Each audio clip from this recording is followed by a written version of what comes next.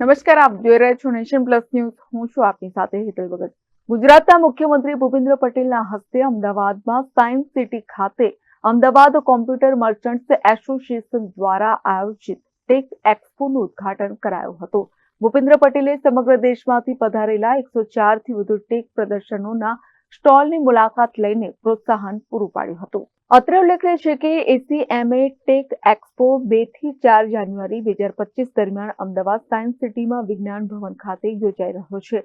Ahmedabad computer merchants association tech એક્સપોનો મુખ્ય હેતુ સમગ્ર દેશમાંથી પધારેલા 104 થી વધુ અગ્રણી ટેક પ્રદર્શકોને એક સાથે લાવવાનો તેમજ ટેકનોલોજી ક્ષેત્રમાં નવીનતા અને સહયોગની ઉજવણી કરવાનો છે. આ એક્સપોમાં પ્રદર્શન અને વેપાર મેળો, ACMA next generation technology summit, business to business ક્રિયા પ્રતિક્રિયાઓ માટે speed vending sessions, ACMA startup summit, CIO conclave, cyber gaming championship, cyber crime સહિતની વિવિધ ઇવેન્ટ્સ અને પ્રવૃત્તિઓ દર્શાવવામાં આવશે.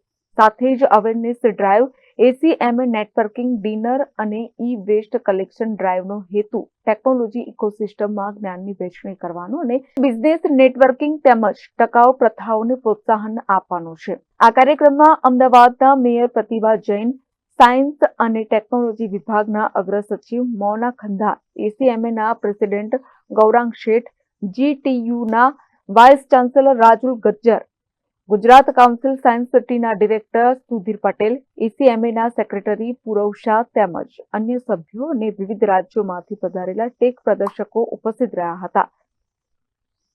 Bureau report, Nation Plus News, Gandhinagar.